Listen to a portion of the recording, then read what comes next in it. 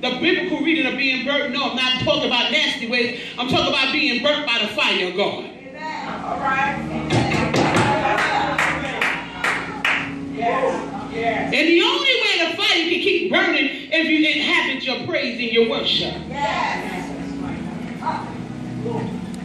So, the scripture also let me know he cleans it like silver and gold.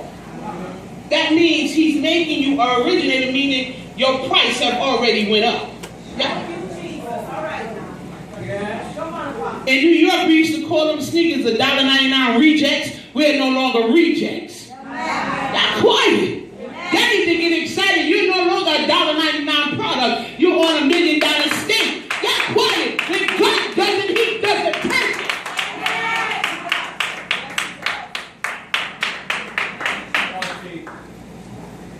So, how many of you want to be purified?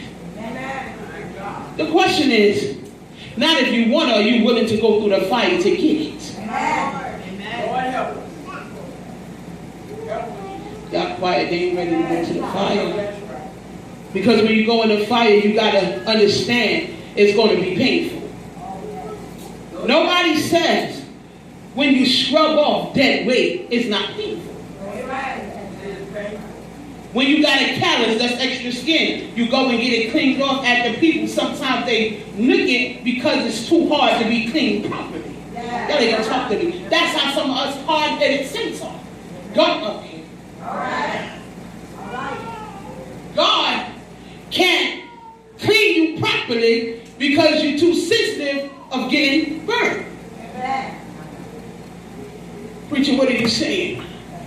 Every time God comes to clean you up, you start to cry. And you're crying for all the wrong reasons. Instead of crying and saying, God, thank you, you're saying, God, why the pain? The question tonight is, why not the pain? How much pain you gave God to him to get you where you're at? Oh, wow. The order to be original, you got to go through, because you got a lot of people that want to be you. Oh, right. And when you get to that original state in your mind, you'll understand cutting the people are loose is the painful part of your story. That's it. I don't want nobody that want to be me, because they would kill me trying to be me. Y'all ain't gonna talk to me. See what happens when too many folks want to be you, then you become their God, and God will move you. Wow. And he said, I will have no other God before me, for I am a jealous God. I don't want nobody around me that want to be me. Because trying to be me, you're going to kill yourself. You might as well commit suicide. You can't walk in my shoes. I don't want to walk in your shoes. Okay. I want to stay original. That's right. It's hard being me. That's right. Y'all ain't going to talk to me. I love me. But I would trade me any day. I'm quiet.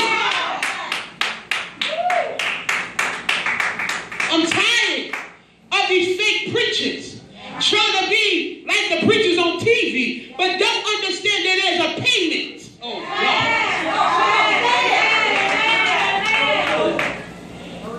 Let me come down. I'm about to say something. How can you want to be somebody and you don't know what they had to go through to become who they are? Can I help some of you? Some of them ain't real. That's right. They duplicators. God didn't put them in an authentic state to make them. They made themselves. That's right. Well. I used to go to a church, and they used to say there's no carbon copies. I'm an originator, not a duplicator. You're right. I don't want to duplicate nobody's life. Because God gave me this for me because I was born for this. And I've been created to be who I am.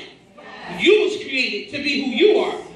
My kids can't be me because they have their own identity. We got too many spiritual identity stupid people. Yes. Come on.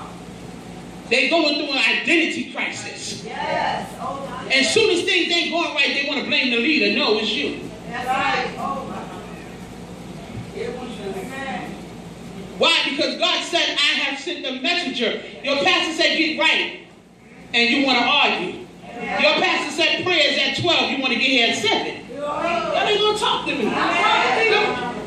Malachi said, I will tithe and offering with a mighty man around God. We got a lot of thieves in the church because they think your pastors really don't know what you're making, but you already do. All right. Maybe that's not this house. But we have some people that's robbing God every day. Every day. Ooh, okay. I hear you. Every day. But if you have a habit, you would never rob your habit. That's right. Not at all. You better say it. If you have an addiction to something, you